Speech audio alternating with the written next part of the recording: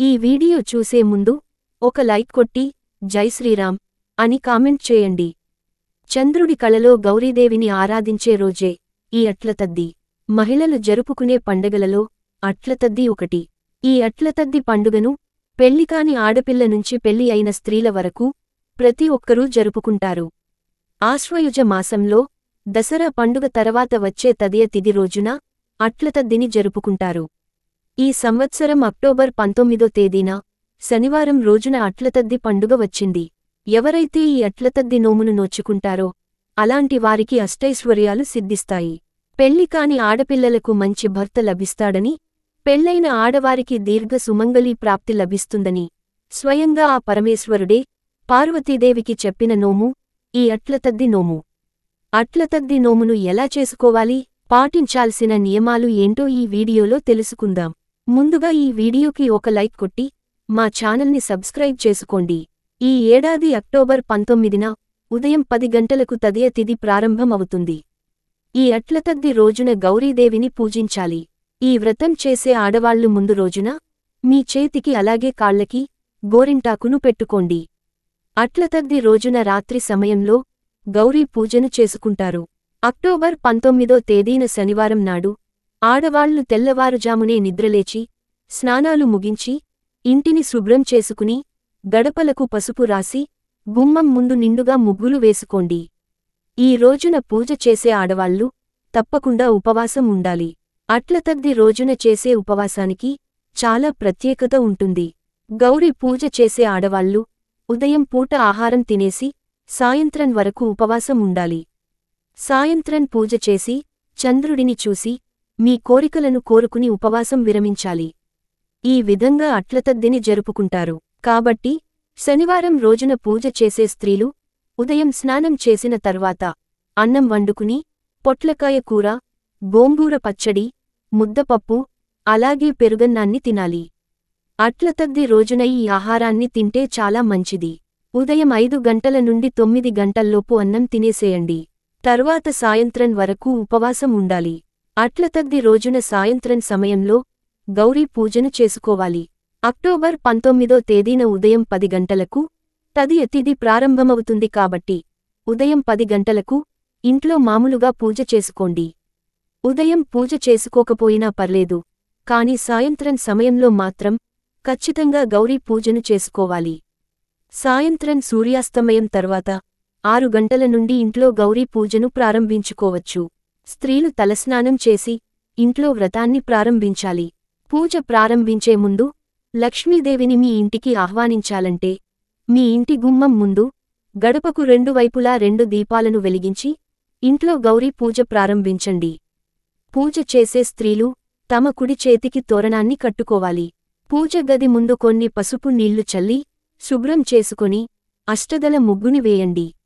ముగ్గుపైన ఒక చెక్క పీటను ఏర్పాటు చేసి పీఠంపైన ఎర్రటి వస్త్రం వేసి ఈ ఎర్రటి వస్త్రంపైన 3 గుప్పిళ్ల బియ్యం పోయండి. ఇప్పుడు పసుపుతో గౌరీదేవిని తయారు చేసుకోవాలి. గౌరీ పూజను చేయాలంటే గణపతిని కూడా పూజించాలి. కాబట్టి పసుపు గణపతిని, అలాగే పసుపు గౌరీదేవిని తయారు చేసుకోండి. పసుపులో కొన్ని పాలు పోసి గణపతిని మరియు గౌరీదేవిని తయారు చేయండి.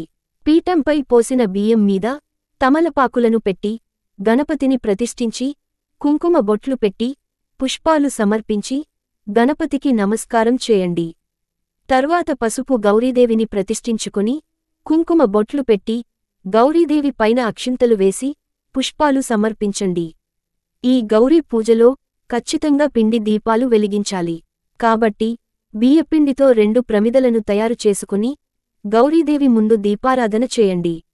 నువ్వుల నూనెతో కాని ఆవు నెయ్యితో కాని ఇంట్లో దీపారాధన చేసుకోండి. పూజలో నైవేద్యంగా 11 అట్లు పోసి గౌరీదేవికి సమర్పించాలి. పూజలో ఖచ్చితంగా 11 అట్లు నివేదించాలి. ఇక మీ శక్తిమేరకు కుడుములు, పాలతాలికలు, పులిహోరను నివేదించవచ్చు. ఈ రోజున పూజ చేసేవాళ్లు ఖచ్చితంగా పూజలో వ్రత కథను చదవండి. చివరగా గౌరీదేవికి కర్పూర హారతిని సమర్పించి గౌరీదేవికి నమస్కారం చేసి తలపైన అక్షింతలు వేసుకుని 3 ప్రదక్షిణాలు చేయాలి. ఈ గౌరీ వ్రతాన్ని చేసే ఆడవాళ్లు ఇంటికి ముత్తైదువులను పిలిచి కాళ్లకు పసుపు రాసి కుంకుమ బొట్లు పెట్టి 11 అట్లను వాయినంగా ఇవ్వాలి. ముత్తైదువులకు వాయనం ఇచ్చేటప్పుడు అట్లతద్దె 6 అట్లు, ముద్దపప్పు 3 అట్లు అంటూ ముత్తైదువులకు వాయనం ఇవ్వాలి. ముత్తైదువులకు వాయనం ఇచ్చాక తలపైన అక్షింతలు వేయించుకుని ఆశీర్వాదం తీసుకోండి. ఈ విధంగా గౌరీ పూజను ముగించుకుని చంద్రుడిని చూసి స్త్రీలు ఉపవాసాన్ని విరమించి ఆహారం తినవచ్చు. పూజలో అమ్మవారికి నివేదించిన అట్లనే ఆహారంగా భుజించాలి. ఈ అట్లను నోము చేసుకున్నవారు మాత్రమే తినాలి. అట్లతద్ది రోజున చంద్రుడిని చూస్తే చాలా మంచిది. అట్లతద్దినాడు చంద్రుడిని చూస్తూ మనసులో ఏదైనా కోరిక కోరుకుని చంద్రునికి నమస్కారం చేసుకోండి. ముఖ్యంగా ఈ అట్లతద్ది రోజున ఉదయం ఏదైనా గుడికి వెళ్లి రావి చెట్టుకు ప్రదక్షిణాలు చేస్తే చాలా మంచిది. అన్నిటికన్నా ముఖ్యంగా ఈ అట్లతద్దినాడు గోవుకు పచ్చి గడ్డిని తినిపిస్తే అఖండ రాజయోగం లభిస్తుంది. అట్లతద్ది రోజున గోవుకు ఆహారం తినిపిస్తే ముక్కోటి దేవతలకు నైవేద్యం తినిపించినట్లు అవుతుంది. అలాగే అట్లతద్ది రోజున కాలువలలో దీపాలను వదిలితే చాలా మంచిది. అట్లతద్ది రోజున ఇంట్లో స్నానం చేసేటప్పుడు నీటిలో కొంచెం పసుపు వేసుకొని స్నానం చేస్తే జాతక దోషాలన్నీ తొలగిపోతాయి. అట్లతద్దినాడు ఇంట్లో ఉన్న ప్రతి ఒక్కరూ ఖచ్చితంగా తలస్నానం చేయాలి.